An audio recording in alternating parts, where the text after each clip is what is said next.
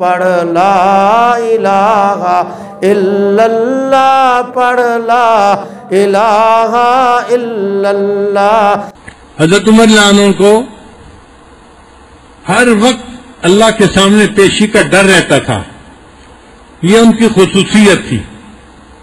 چنانچہ انہوں نے ایک آدمی کو رکھا ہوا تھا اور اس آدمی کی ڈیوٹی کہ تم میرے ساتھ رہنا اور موقع ڈھونڈ ڈھونڈ کے موت کا تذکرہ کرتے رہنا تاکہ ہمیں موت یاد رہے۔ تو وہ آدمی ساتھ ہوتا تھا اور بات چیت کے دوران کوئی نہ کوئی پوائنٹ نکال کے وہ موت کا تذکرہ چھیڑ دیتا تھا۔ ایک دن عمر رضی اللہ عنہ نے اس کو فارغ کر دیا اور کہا کہ اب آپ کسی دوسری ڈیوٹی کو سنبھال لیں۔ اس نے پوچھا امیر المومنین کیا اب موت کے تذکرے کی ضرورت نہیں ہے؟ تو عمر رضی اللہ عنہ نے اپنی داڑھی کی طرف اشارہ کیا جس کے اندر چند بال سفید آ گئے تھے، فرمایا اب یہ میرے سفید بال مجھے قبر کی یاد دلانے کے لیے کافی ہیں۔ اتنا روتے تھے کہ ان کے رخسار کے اوپر رونے کی وجہ سے پانی کی لکیروں کے نشان بن گئے تھے، اتنا روتے تھے۔ یہ جو ان کا خوف تھا اس کی وجہ سے اللہ کے ہاں ان کا مقام بہت اونچا ہو گیا تھا۔ ایک مرتبہ انہوں نے حذیفہ رضی اللہ عنہ کو بلوایا اور فرمایا حذیفہ مجھے پتہ ہے کہ نبی علیہ السلام نے آپ کو منافقین کے نام بتائے اور یہ بھی پتہ ہے کہ نبی علیہ السلام نے منع کر دیا تھا کہ منافقین کے نام کسی اور کو نہ بتانا۔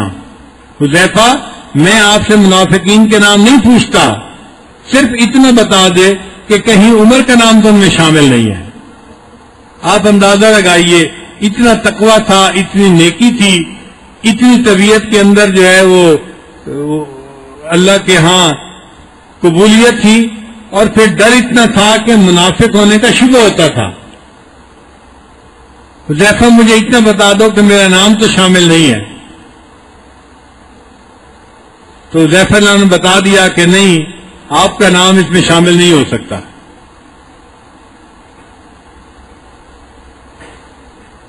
حضرت عمر رضی اللہ تعالیٰ عنہ دعا مانگتے تھے،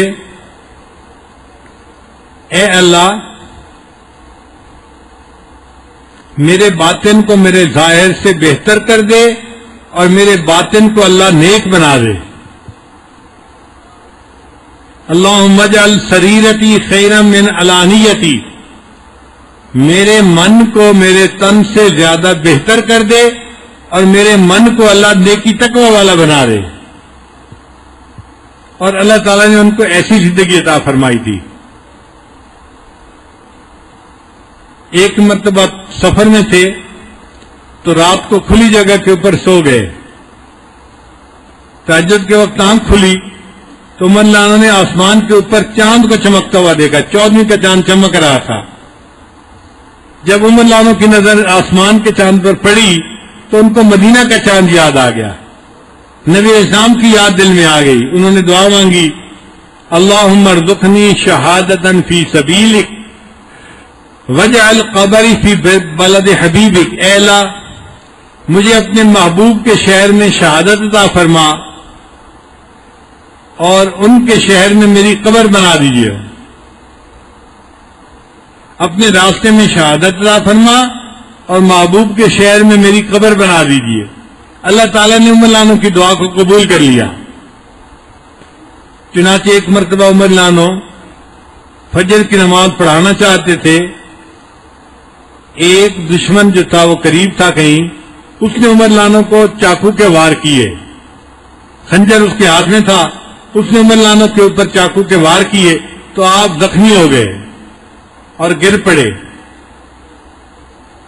جب گر پڑے تو صحابہ کرام نے نماز نہیں چھوڑی، ایک اور صحابی آگے بڑھے اور انہوں نے نماز کی امامت کروائی، کیونکہ عمر رضی اللہ عنہ امامت کروا رہے تھے۔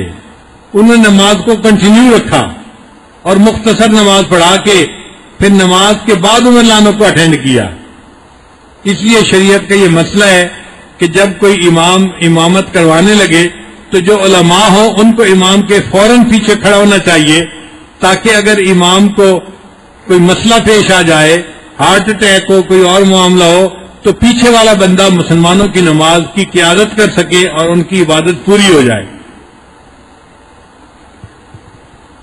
آپ اندازہ لگائیے اللہ تعالیٰ کی نظر میں نماز کا کیا مرتبہ ہے کہ عمر لانو جیسی شخصیت پر حملہ ہوا، وہ زخمی پڑے ہیں اور ان کا خون بہ رہا ہے، مگر مسلمان پہلے نماز مکمل کرتے ہیں، بعد میں ان کو ہاتھ لگاتے ہیں۔ خیر ایک دو دن گزرے تو پھر اسی زخم کی وجہ سے عمر لانو کی شہادت ہو گئی۔ اپنی شہادت سے پہلے انہوں نے اپنے بیٹے کو بلایا، ان کا نام تھا عبداللہ ابن عمر لانو، اور بلا کر کہا کہ عبداللہ جب میری روح نکل جائے مجھے جلدی نہلا دینا، کفنا دینا اور جلدی مجھے قبر میں اتار دینا۔ ان کا بہت اچھا۔ پھر تھوڑی دیر کے بعد پھر یہی کہا جب میری روح نکل جائے مجھے جلدی نہلا دینا، کفنا دینا اور مجھے جلدی قبر کے اندر اتار دینا۔ ان کا کہ ابا جان ہم ایسے ہی کریں گے۔ جب تیسری مرتبہ کہا تو عبداللہ ابن عمر نے سوال کیا ابا جان ہم جلدی کریں گے کفن دفن میں، مگر آپ بار بار کیوں ایسا کہہ رہے ہیں؟ جب انہوں نے پوچھا کہ آپ ہمیں بار بار ایسا کیوں کہہ رہے ہیں، عمر لانو نے عجیب جواب دیا۔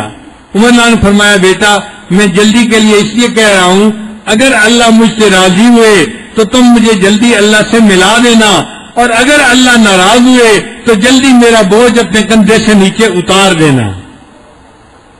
عمر کے انجام کو تو اللہ بہتر جانتا ہے۔ آپ اندازہ لگائیے ان کے دل میں کتنا اللہ کا خوف ہوگا۔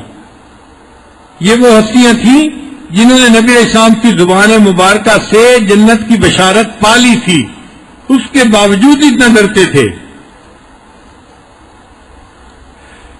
اگر اللہ مجھ سے راضی ہیں تو مجھے جلدی اللہ سے ملا دینا، اور اگر مجھ سے ناراض ہیں تو جلدی میرا بوجھ اپنے کندھوں سے اتار دینا، اور عمر کے انجام کو تو اللہ ہی بہتر جانتا ہے۔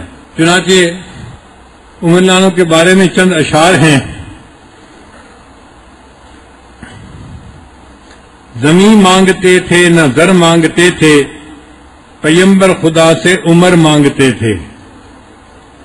زمین مانگتے تھے نہ زر مانگتے تھے، پیغمبر خدا سے عمر مانگتے تھے۔